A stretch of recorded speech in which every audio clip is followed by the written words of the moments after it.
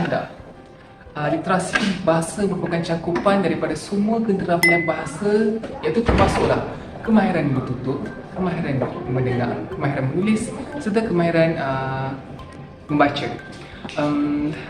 Hal ini dapat ditekankan lagi menurut pandangan beberapa tokoh yang terkemuka, itu seperti Mahzan Arsyad. Beliau menyatakan bahawa literasi ini dari segi bahasanya merupakan kemahiran seseorang individu dalam menulis serta membaca. Manakala menurut beliau juga dari segi istilah pula, literasi merupakan perkataan pinjaman daripada bahasa Inggeris atau bahasa Arab, iaitu ta'aruf, yang bermaksud kenal huruf.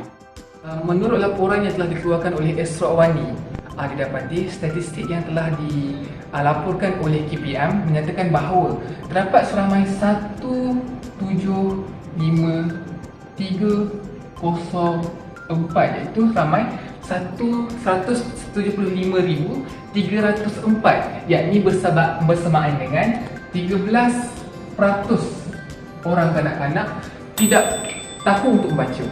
Statistik yang telah rakan saya bentangkan sebentar tadi, dapatlah kita simpul bahawa kanak-kanak mempunyai masalah literasi bahasa yang sangat besar. Justru saya dan rakan seperjuangan saya telah mencari apakah masalah-masalah yang dihadapi oleh kanak-kanak dalam literasi bahasa. Saya juga telah menemu ramah beberapa siswa guru dan rakan seperjuangan saya telah mencari beberapa artikel ilmiah ataupun maklumat yang sahih dalam membuktikan bahawa terdapat suatu masalah dalam kalangan kanak-kanak tentang literasi membaca. Aktiviti pertama yang telah kami rangka berdasarkan sudut perabacaan ialah aktiviti uji reaksi. Aktiviti ini menekankan daya fokus dan juga kemampuan kanak-kanak dalam menjadi cekap ataupun pantas dalam menangkap bola yang dipegang oleh pemudah cara ataupun cikgu. Teori ini sangat berkait dengan teori behavioralisme yang telah dipelopori oleh Skinner, yang menekankan rangsangan sebagai satu medium ataupun perantara yang mampu menolong kanak-kanak dalam memperoleh bahasa.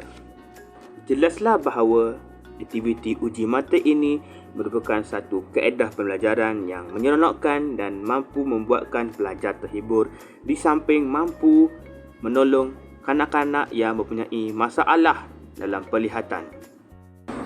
Aktiviti yang seterusnya pula kami namakan sebagai aktiviti lumba padankan bentuk.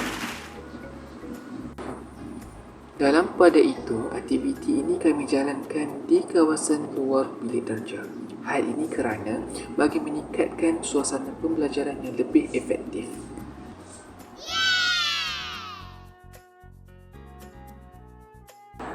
Pada mulanya, guru akan menyembunyikan suatu bentuk geometri berhampiran dengan kawasan aktiviti tersebut dijalankan. Dan seterusnya, murid akan diarahkan untuk mencari bentuk-bentuk geometri yang telah disembunyikan oleh guru mereka. Akhir sekali, mereka dikehendaki untuk memasukkan bentuk-bentuk geometri yang telah mereka jumpai ke dalam lubang yang sepadan pada kotak yang telah disediakan. Aktiviti ini dapat membantu perkembangan kognitif kanak-kanak. Ia juga membantu memperbaiki kemahiran keserasian dan menggalakkan pemikiran logik. Selain itu, aktiviti ini boleh membina kemahiran penyelesaian masalah dan meningkatkan daya ingatan mereka. Antara aktiviti yang kami cadangkan iaitu termasuklah penyediaan buku timbul atau dengan izin pop-up book. Buku ini mempunyai muka surat yang boleh digerakkan secara mekanikal untuk menampilkan elemen-elemen 3D yang timbul atau muncul apabila buku itu dibuka. Murid akan membaca segala perkataan yang telah dipaparkan dalam buku tersebut secara lantang. Hal ini dikatakan demikian kerana bagi meningkatkan pemahaman dalam kalangan murid melalui aspek konteks, intonasi dan pengucapan perkataan. Antara kebaikan aktiviti ini termasuklah dapat merangsang imajinasi murid-murid. Hal ini dikatakan demikian kerana elemen 3D yang dipaparkan sangat menarik serta interaktif. Justru itu, ianya juga dapat meningkatkan minat membaca dalam kalangan murid-murid. Aktiviti yang seterusnya termasuklah aktiviti bernyanyi sambil menari. Aktiviti ini dilaksanakan dalam kalangan murid-murid secara beramai-ramai melalui paparan skrin yang akan ditayangkan oleh guru. Antara kebaikan aktiviti ini termasuklah dapat meningkatkan keyakinan murid-murid. Hal ini dapat dinilai apabila ada dalam kalangan mereka yang boleh tampil ke hadapan untuk menunjukkan bakat menari serta menyanyi. Di samping itu, ianya juga dapat meningkatkan upayaan komunikasi dalam kalangan murid-murid. Aktiviti yang boleh dilakukan pada peringkat mentalis pula ialah aktiviti yang diberi nama letup badan dan susun. Pertama sekali, murid dikehendaki untuk meletupkan beleng yang telah dilekatkan di dinding bagi mendapatkan sesuatu perkataan.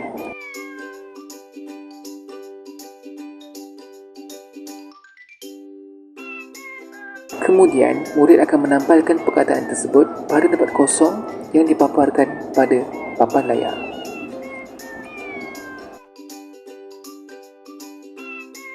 Akhir sekali, murid-murid dikehendaki untuk menyusun ayat-ayat yang dipaparkan berikut mengikut urutan dengan betul.